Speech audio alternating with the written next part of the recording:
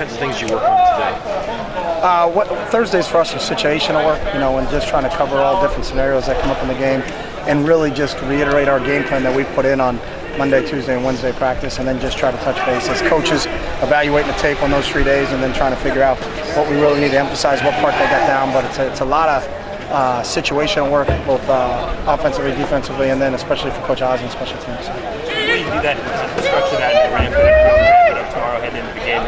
Is that something for the newcomers that's an adjustment since they might be used to a walkthrough just on Friday? I don't know. I don't know what they did at their high school. So, that's just how we do it, and I think our kids have handled everything we've given them. So.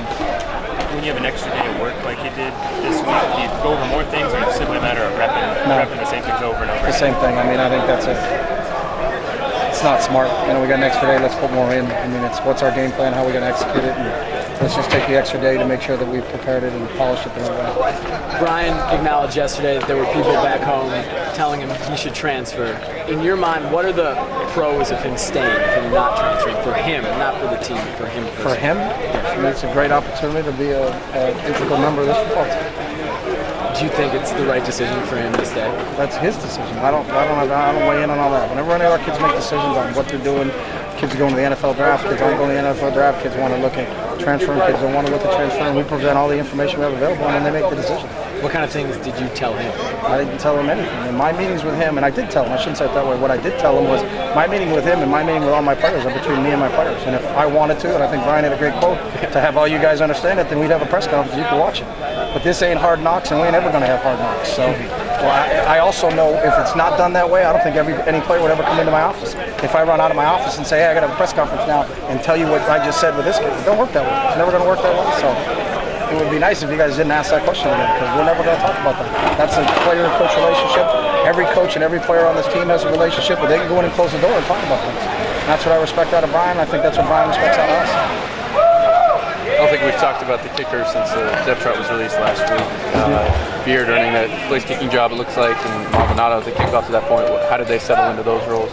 Just competition through the same exact as every other position on this team, whether it's us choosing a third receiver, us choosing who's in the rotation on the D-line, us choosing who's a quarterback, us choosing who's the running backs are. It's the same thing. They've had a heated competition that started last spring just like everybody else, and through the evaluation that Coach Oz determined, and a lot of it in that position, how you kick every day, where we are with it. Felt going into the first game, Robbie gives us the best chance in field goal opportunities, and Alejandro gives us the best chance in kickoff opportunities. So we use the same process for every position on this team. So. Is there a sense of wanting to limit Rob's leg swings? Does that factor into the kickoff decision? Nope.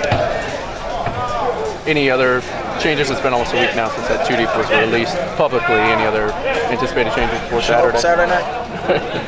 With the kickoffs, what have you guys done to implement the new rules? We moved the ball up 5 yards. Is that all? That's it. Are they adjusting well? They adjusted, and then actually they moved the marks on the field up 5 yards so that we don't get screwed up and line up on the wrong one. So.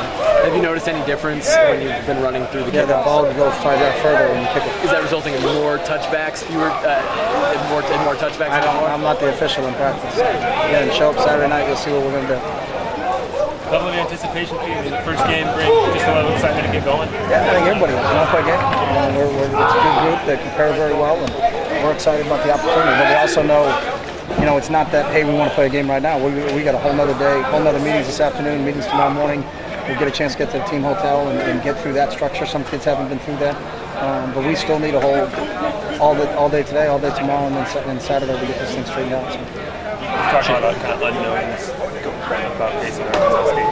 Do you anticipate you'll get to Saturday and feel like you've got your bases covered, or are you just going to have to go in thinking, hey, you're going to be surprised? You're going to have to. It's the same thing. Even when you play a opponent that you haven't known on, invariably with us offensively, people always come out and try to play us a little bit differently defensively. That's just the nature of the beast, and that's what happens. Just because someone has done something in the past doesn't mean that they're obligated to do that again in the future, and that's what happens when, you can have a plan going in, but they got a plan too, and it's who can make the adjustments off of those plans in terms of where this whole thing falls, and I don't know if there's ever been one time where you've been 100% that's exactly what they thought they were going to do. They did it the same exact way, and we did this, and this. So there's always a little adjustment that goes on, but you hope you covered those adjustments in your preparation already. Back back and you started camp August 6th, I guess it was. How far has this team come since August 6th to 2 days out? I mean, I don't look at it that way once. I couldn't tell you. I mean, we got to go play a game for me to make an adjustment on where we are, because sometimes you get caught up in, we've been going against ourselves so long, so you could be going, well, you know, we've had a hard time blocking that guy, and then all of a sudden we block somebody else really well, and it's like, you know what, because that guy's really good. Look what the other team did. They struggled blocking him. Or other times say, hey, we've run this play successfully for 27 straight practices, and then you go up against somebody else and go, well, they defended better than our team actually defended. So, you know, we'll figure that out when we get to Saturday, but I've never looked at it, you know, what's the progress here. I know our effort's been what we've expected it to be. Our focus on a daily basis has been what it's expected to be. And then now this is what the whole deal is. You get 12 tests every year, and, you know, this is the first of 12 tests this semester for us, basically. That's kind of how we look at it. So,